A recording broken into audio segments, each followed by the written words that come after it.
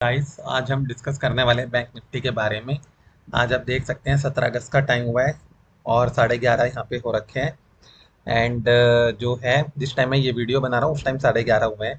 And कल जो है मंडे मार्केट जो है 18 अगस्त को ओपन होगी। एंड हम आज जो डिस्कस करने वाले हैं वो ये है कि बैंक निफ्टी जो है उसमें ओवरऑल क्या ट्रेंड रहने वाला है। And on the basis of the trend हम बाय करेंगे कॉल और पुट। तो आप ये देख सकते हैं, मैंने ये जो चार्ट है 5 मिनट का कैंडल चार्ट मैंने यहाँ लगा रखा है। एंड 13 तारीख को आप देख सकते हैं, 13 और 14 अगस्त 2 दिन का हम चार्ट थोड़ा सा डिस्कस कर लेते हैं। पहले आप 13 तारीख को देख लेते हैं कि यहाँ पे ये नीचे आया। एंड आप देख सकते हैं कि यहाँ उसने एक ये लो सेट यहाँ पे लो बनाया है जहाँ से इसने एक अप का जंप लिया है। तो मैं इसको मार्क कर लेता हूँ, इस लो को एक हॉरिजॉन्टल लाइन से। ये मैंने ये मार्क कर लिया है यहाँ पे। ठीक है। उसके बाद ये जो है इसी हाई बनाया, देन एक लो, एक हाई, फिर एक लो, एंड उसके बाद ये यहाँ तक गया है। अब आप देख सकते हैं कि जो लो है, ये वाला लो जो था, ये क्लोजिंग तो थी ये इस वाली क्लोजिंग से अबव है। उसके बाद ये जो क्लोजिंग यहाँ पे हो रही है वो इस वाली से अबव है। उसके बाद ये जो क्लोजिंग हुई है लो की, ये इस वाली से अबव है। राइट। बट अब हम आ जाते हैं 14 अगस्त में ही। तो आप देख सकते हैं कि ये जो एक है कोई भी क्लोजिंग इससे अबव नहीं हो पाई है। राइट। तो हम एक अगर यहाँ पे लाइन ड्रॉ कर लेते हैं रेजिस्टेंस के लिए। तो मैं एक चैनल बना लेता हूँ, यहाँ पे एक चैनल मैंने यहाँ बना लिया है। और एक लाइन और मैं यहाँ पे ड्रॉ कर लेता हूँ इसके लो पे। एक ये हो गई है।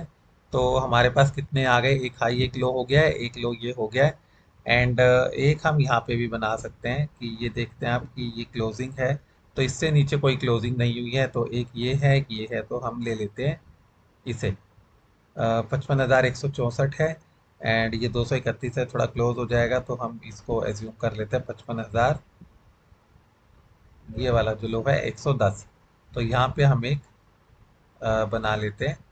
3 हमने लेवल बना लिए हैं पुट में, इसमें डाउनवर्ड साइड सपोर्ट में। और एक हमने बना लिया अपवर्ड साइड। तो अब हमें पॉइंट आता है कि हमें कल किस साइड ट्रेड लेना चाहिए भाई। हो सकता है कि ये 55,231 का जो एक लेवल है सपोर्ट का, उसको छोड़ के नीचे की साइड आए।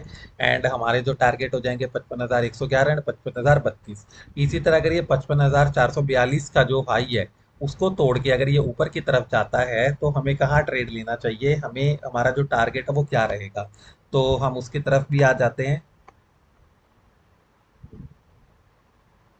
तो आप देख सकते हैं ये एक हमारा रेजिस्टेंस है यहाँ पे, इसको ये करके था 55,581 का, तो इसको हम मार्क कर लेते हैं। ये हमने मार्क कर दिया है। तो अगर 55,442 का जो है, अगर ये सपोर्ट जो रेसिस्टेंस है उसको ये ब्रेक करता है, उससे अब कोई भी कैंडल क्लोज होती है, तो हम कहेंगे कि भाई ये जो रेसिस्टेंस है 55,442 का, ये ब्रेक हो चुका है और 55,582 जो वो टारगेट रहेगा। अब आता है, ये तो हमारा हो गया चार्ट एनालिसिस। बट अब क्योंकि हमारे पास दोनों साइड की इक्वल प्रोबेबिलिटी होती है, सपोर्ट की भी और रेसिस्टेंस की भी, तो हम कैसे पता लगाएं कि कल जो है मोस्ट प्रोबेबल ट्रेंड कौन सा रहने वाला है, कि डाउनवर्ड का या अपवर्ड का, क्योंकि हम उसी के बेसिस पे कॉल और पुट बाय करेंगे। एंड इन सब की एनालिसिस के लिए जो है हमें कई चीज़ें देखनी पड़ती हैं, जैसे कि टेक्निकल इंडिकेटर्स जो कि हम कैलकुलेट करते हैं यूजिंग दिस ओएचएलसी डेटा। उसके अलावा मार्केट सेंटिमेंट्स, न्यूज़ सेंटिमेंट्स जो रहते हैं कि भाई जनरली जो है यूएस जो है उसका इम्पैक्ट क्या रहता है, या फिर और भी कोई जो ग्लोबल इंसिडेंट्स होती हैं उनका इम्पैक्ट मार्केट पे क्या रहने वाला है वो। और जो थर्ड जो पॉइंट है वो रहता है हमारा जो जो निफ्टी बैंक निफ्टी के अंदर जो डिफरेंट डिफरेंट बैंक्स आते हैं उनका सेंटीमेंट्स। राइट। तो ये एक जो उनकी जो फंडामेंटल्स हैं वो कैसी हैं। तो ये सारी चीजें मिला के ही ओवरऑल ये डिसाइड होता है कि जो बैंक निफ्टी है वो नीचे की साइड जाएगा ऊपर की साइड जाएगा। अगर कोई भी एक जो बैंक है, मान लो बैंक निफ्टी के अंदर वो अच्छा परफॉर्म नहीं करता, उसके फंडामेंटल्स वीक हैं, उसके बारे में कोई गलत न्यूज आई है, तो होगा क्या कि जो बैंक निफ्टी है वो डाउनवर्ड की साइड मूव कर सकता है। और अगर सब कुछ अच्छा है तो वो अपवर्ड की साइड मूव करेगा। बट ये सब एनालिसिस करने के लिए ना हमारे पास उतना टाइम नहीं होता है कि हम रोज बैठ के ये एनालिसिस करें एंड देन उसके बाद जो है नेक्स्ट डे ट्रेड लें। तो हम इसके लिए क्या यूज़ करने वाले हैं, अपने AI powered advance token analysis tool. And आप देख सकते हैं मैंने ये पहले से ही सब करके रखा हुआ है। इसकी एक इमेज मैंने ले ली थी, ये कैलकुलेशन जो है ये मैंने सुबह ही कर दी थी। ठीक है, तो आप देख सकते हैं कि मैं एक दिन पहले भी इसकी कैलकुलेशन करके रख सकता हूँ इस सॉफ्टवेयर के थ्रू। एंड इसने जो रिकमेंडेशन दिया है वो कॉल का, दैट मीन्स कि जो मार्केट है वो उसमें ऊपर की साइड जाने की, यानी कि बैंक निफ्टी जो है उसको ऊपर के साइड जाने की प्रोबेबिलिटी जो है कंपेरेटिवली काफ़ी ज़्यादा है। एंड उसके रीज़न इसने क्या दिया है कि जो सपोर्ट है वो 55,200 के अराउंड है with recent upward momentum such A short term bullish trend. तो शॉर्ट टर्म बुलिश ट्रेंड इसने यहाँ पे बोला है। एंड क्योंकि हमें स्कैल्पिंग ही करनी है तो शॉर्ट टर्म बुलिश ट्रेंड हमारे लिए काफ़ी है। आरएसआई जो है नियरली ओवरबोट पोजीशंस में है but not yet signalling exhaustion. इसका मतलब क्या है कि वो ओवरबोट में आ गया बट अभी भी वो एग्जॉस्ट पोजीशन में नहीं आया है। तो इसका मतलब है कि एक शॉर्ट ट्रेंड हमें देखने को मिल सकता है।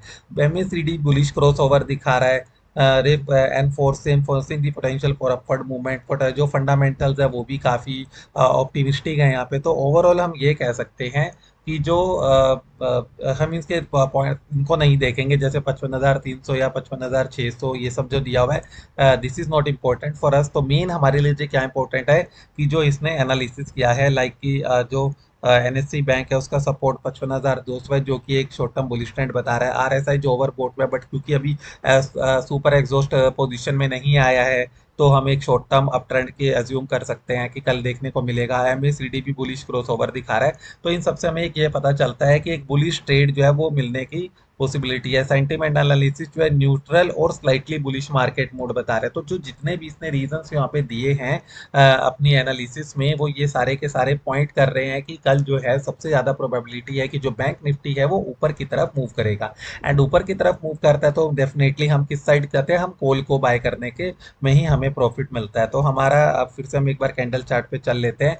तो आप देख सकते हैं मैंने यहाँ पे सपोर्ट और रेसिस्टेंस दोनों ही ड्रॉ किए थे, बट हमें जो क्या कहते हैं कि जो सपोर्ट है हमें उसकी रिक्वायरमेंट इतनी नहीं होगी, बिकॉज हमारा जो ये सॉफ्टवेयर टूल है इसने हमें बता दिया है पहले से ही कि जो कॉल है उसमें ट्रेंड आने की पॉसिबिलिटी सबसे ज़्यादा है। तो हम क्या करेंगे, 55,442 जो है इसके रेसिस्टेंस को मार्क कर लेंगे।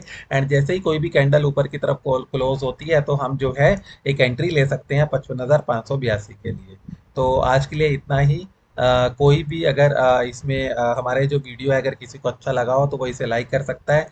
आप इसे अपनी फ्रेंड्स और फैमिली में अपने दोस्तों के साथ इसे शेयर कर सकते हैं, जिससे कि उन्हें भी जो है ये जो हमारा एआई पावर्ड एनालिसिस टूल है इसकी हेल्प मिल सके, वो भी इससे कुछ बेनिफिट ले सकें।